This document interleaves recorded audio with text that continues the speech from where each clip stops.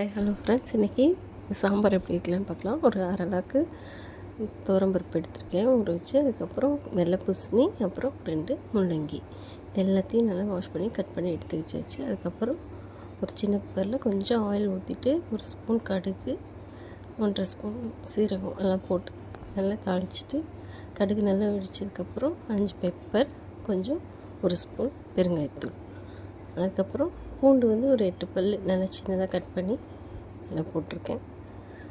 அதெல்லாம் கட் பண்ணி நல்லா போட்டதுக்கப்புறம் நல்லா தாளிச்சிட்டு, அதுக்கப்புறம் சின்ன வெங்காயம் ஒரு 15 எடுத்திருக்கேன், கழுவி கட் பண்ணி அதை நல்லா போட்டு அது கூட வதக்கிக்கோங்க. கொஞ்சம் கருவேப்பிலை, அதுக்கப்புறம் கல்லுப்பு ஒரு 1.5 ஸ்பூன் எல்லாம் போட்டு நல்லா வதக்கிக்கோங்க. ஒரு பெரிய சைஸ் தக்காளி அதை எடுத்து போட்டு கட் பண்ணி போட்டிருக்கேன். நல்லா வதக்கிட்டு, அதுக்கப்புறம் மஞ்சத்தூள் ஒரு ஸ்பூன் போட்டிருக்கேன். அதுக்கப்புறம் சாம்பார் தூள் ஒரு 2 ஸ்பூன் போட்டுக்கோங்க. எல்லாம் போட்டு நல்லா கலக்கி விட்டுக்கோங்க. நல்லா கலக்கிட்டு அதுக்கப்புறம்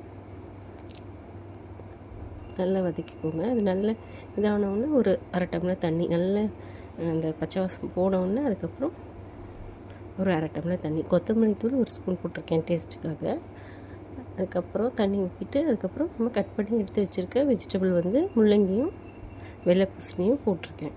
எல்லாம் போட்டு நல்லா கலக்கி விட்டுக்கோங்க. அடியில் அந்த தூள் தீயாமல் நல்லா கலக்கிக்கோங்க, இல்லைன்னா அது அடி பிடிக்கும். அதனால் நல்லா கலக்கி விட்டுட்டு, அதுக்கப்புறம் நம்ம ஊற வச்சுருக்க துவரம்பருப்பு எடுத்து போட்டுக்கோங்க. அதை நல்லா போட்டு நல்லா கலக்கிட்டு, அந்த தண்ணியை நம்ம கழுவி தான் எடுத்து ஊற்றி வச்சுருக்கோம், நல்ல தண்ணி தான், அந்த தண்ணியே மிக்ஸ் பண்ணிக்கோங்க.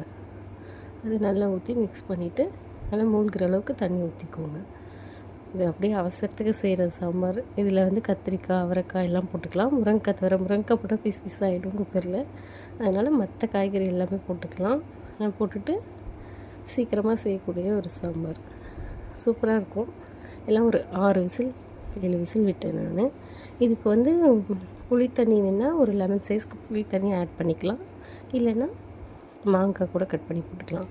நான் மிளகாத்தூள் போடாததுனால ஒரு அரை ஸ்பூன் பெப்பர் போட்டிருக்கேன். அதுக்கப்புறம் நல்லா கொதித்து வர டைமில் மாங்காய் தான் ஒரு சின்ன சைஸ் மாங்காய் ஒரு 3 பீஸ் கட் பண்ணி போட்டிருக்கேன். கொதித்து வர டைமில் நீங்கள் மாங்காய் கூட ஆட் பண்ணிக்கலாம். மாங்காய் இல்லைன்னா புளி தண்ணி ஊற்றிக்கலாம். நல்லா அது கொதிக்கிற டைமில் அது போட்டுருங்க. போட்டுட்டு மூடி போட்டு விசில் நல்லா ஒரு 7 விசில் பக்கமாக நான் விட்டுருக்கேன். விட்டுட்டு அது எடுத்து பார்த்திங்கன்னா, ஆறுனதுக்கப்புறம் எடுத்து பார்த்திங்கன்னா நல்லாவே இருக்கும்.